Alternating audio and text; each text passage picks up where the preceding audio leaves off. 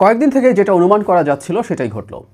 ইসলামী আন্দোলন বাংলাদেশ চরমনাইর পীরের নেতৃত্বাধীন দলটি বেরিয়ে গেছে জামায়াতের সাথে 11 দলীয় জোট থেকে। এখন জামায়াতের নেতৃত্বে 10 দলীয় জোট হয়ে গেল।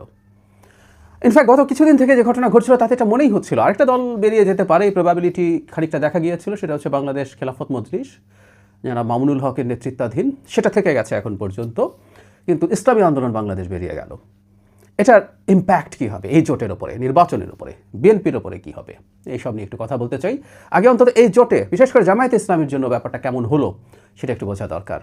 তবে যেটা হয়, একটা যুদ্ধে কেউ পরাজয় স্বীকার করতে চায় না। জামায়াতে ইসলামীর অ্যাক্টিভিস্টদেরকে গতকাল থেকেই দেখছি ইসলামী আন্দোলন যদি নিচ থেকে বেরিয়ে যায় সেটা জামাতের জন্য বেস্ট অপশন মনে হয়, তারা ভাবছেন এবং প্রচুর গালিগালাজ করছেন। এবং জামায়াতে ইসলামীর আমির এই ব্যাপারে সতর্ক বার্তাও জানিয়েছেন। এটা নিয়ে একটু আলাদাভাবে কথা বলবো অন্য কোনো ভিডিওতে। যাই হোক, ইসলামী আন্দোলন একটা সংবাদ সম্মেলন করেছেন। গাজী আতাউর রহমান সাহেব, ওনার সাথে আমি টকশো করেছি, ব্যক্তিগতভাবে চিনি, খুবই সজ্জন মানুষ কথাবার্তায় আলাপে। তো তিনি একটা সংবাদ সম্মেলন করলেন, সেখানে তাদের কারণগুলো তারা ব্যাখ্যা করেছেন। মানে আমাদের প্রাথমিকভাবে আমাদের সামনে কারণ হিসেবে হাজির হয়েছিল আসন সমঝোতা। পত্রপত্রিকা আমরা দেখেছি যে ইসলামী আন্দোলন বাংলাদেশ প্রথম 100টা সিট চেয়েছিল, পরে সেখান থেকে কমতে কমতে তারা 50-এর বেশি সিট শেষ পর্যন্ত তারা চেয়েছেন। কিন্তু জামায়াত ইসলামীর পক্ষ থেকে বা জোটের পক্ষ থেকে 40টি বেশি সিট দেওয়া হবে না, এরকম জানানো হয়েছে। সর্বশেষ আমরা যতদূর জানি জামায়াত ইসলামী তাদের জোট যখন ঘোষণা করছে মোটামুটি 45-এর কাছাকাছি সিট ফাঁকা রেখে বাকিগুলো সমঝোতা ঘোষণা করেছিল। অর্থাৎ তারা অপেক্ষা করছিলেন, তারা ভেবেছিলেন ইসলামী আন্দোলন বাংলাদেশ এসে জয়েন করবে। কিন্তু ফাইনালি যেটা দাঁড়ালো সেটা আর হচ্ছে না। ফলে আসন ভাগাভাগিকে কেন্দ্র করেই ঘটনাটা ঘটেছে বলে মনে হলেও ইসলামী আন্দোলন ভিন্ন কিছু কথা বলেছে। তারা আসন ভাগাভাগিকে আদৌতে কোনো কারণ হিসাবে আনেননি। আমি দেখলাম মোটামুটি 3টা কথা তারা বলছেন। প্রথম, তারা বলছেন ইসলাম প্রতিষ্ঠা করা থেকে সরে আসছে। মানে জামায়াত ইসলামীর পক্ষ থেকে বলা হয়েছে তারা শরিয়া আইন কায়েম করতে যাচ্ছেন না, এরকম একটা কথা আমরা খেয়াল করেছি। কিছুদিন আগে খ্রিস্টানদের সম্প্রদায়ের একটা দল জামায়াত ইসলামীর আমিরের সাথে দেখা করেছিলেন। তারা বেরিয়ে এসে এটা জানিয়েছেন যে ক্ষমতায় গেলেও জামায়াত ইসলামী শরিয়া আইন কায়েম করবে না। এটা নিয়ে বিস্তারিত কথা বলা লাগবে। এটা দীর্ঘদিন থেকে কথা বলছি যে জামায়াত ইসলামীকে এটা স্পষ্ট করতে হবে। তো খানিকটা স্পষ্ট অন্য মুখ দিয়ে হয়েছে, জামায়াত ইসলামী নিজে এখনও বলেনি। যাই হোক, ইসলামী আন্দোলনের পক্ষ থেকে বলা হচ্ছে যে এই জিনিসটা যে তারা করছেন সেটা তারা কোনোভাবে মেনে নিতে পারছেন না। তারা একসাথে ইসলামী শাসন বা শরিয়া কায়েম করার জন্য লক্ষ্য নিয়ে তারা নির্বাচন করতে গেছেন। এই যে গ্রাসরুটে এতদিন ধরে তারা আন্দোলন করছেন সেটাকে তারা জামায়াত ইসলামী পাত্তা না দিয়ে অসম্মান করছে ইত্যাদি ইত্যাদি। মোদ্দা কথাটা হচ্ছে এটাই তাদের প্রধান কারণ হিসাবে দেখাচ্ছেন। আমরা ইসলামী আন্দোলনকে প্রশ্ন করব, সেটা হচ্ছে নির্বাচন করে ইসলামী শরিয়া কায়েম করবেন, এটা তাদের ঘোষণা করতে হবে। সেটা কীভাবে করবেন, সেই রূপরেখা কী, তাতে এক্সিস্টিং নির্বাচনী ব্যবস্থা থাকবে কিনা, সব কিছু আসলে একটু ক্লিয়ার করতে হবে। আদারওয়াইজ এরকম দল নির্বাচন করতে পারে কিনা সেই প্রশ্ন আমরা তুলব, সেটা আরেক আলোচনা। দ্বিতীয় কারণ তিনি যেটা দেখিয়েছেন সেটা হচ্ছে জামায়াত ইসলামের আমির যে জনাব তারেক রহমানের সাথে দেখা করে জাতীয় সরকারের ইঙ্গিত দিয়েছেন। জনাব আতাউর আরও স্পষ্টভাবেই বলছেন যে জাতীয় সরকারের ব্যাপারে স্পষ্টভাবে বলছেন। ইয়াস, এটা সো ক্লিয়ার। আমি এটা নিয়ে একটা ভিডিও করেছি যে এই ইঙ্গিত না, এটা স্পষ্টভাবেই বলে দেয়, গায়ে পড়ে নিতান্ত। জনাব শফিকুর রহমান আমির তারেক রহমানের সাথে দেখা করতে বেরিয়ে এসে বলেছেন। তো তখন তিনি বলছেন যে দলটা বিরোধী দল হিসেবে বা প্রতিদ্বন্দ্বিতা করতে চায় ক্ষমতার জন্য, সে যখন আরেকটা বড় দলের সাথে গিয়ে ধরনের আন্ডারস্ট্যান্ডিংয়ের কথা বলে আসে তাহলে তো একটা পাতানো নির্বাচন হতে যাচ্ছে, এটা তার মনে হয়। তাহলে আর এত সব ফাইট করার অর্থটা কী, এই ধরনের একটা আলাপ তিনি যুক্তি হিসাবে দেখাচ্ছেন। এটা হলো দ্বিতীয় পয়েন্ট। আরেকটা অবিশ্বাস্য পয়েন্ট আছে, তৃতীয়। সেটা হচ্ছে জামায়াতের আমির ইসলামী আন্দোলনের আমিরকে তাচ্ছিল্য করেছেন তাদের ভোটের পার্সেন্টেজ দিয়ে, কিন্তু ফানটা হচ্ছে প্রথম আলোর জরিপকে দেখিয়ে তিনি এটা বলছেন।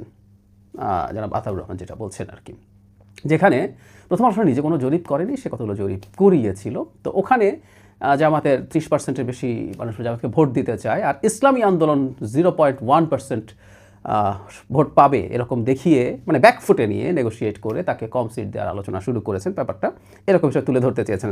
ফানি লেগেছে জামাতের আমির আবার প্রথম আলো দেখাচ্ছেন। মানে জামাতপন্থী জামাতের লোকজন তো প্রথম আলোকে বিরাট শত্রু মনে করে এবং অত্যন্ত ডিসইনফরমেশন করে বলেই মনে করে, অথচ তারাও প্রথম আলো ব্যবহার করছেন এবং সেটাকে রেফারেন্স হিসাবে দেখাচ্ছেন ইসলামী আন্দোলনের আমিরকে।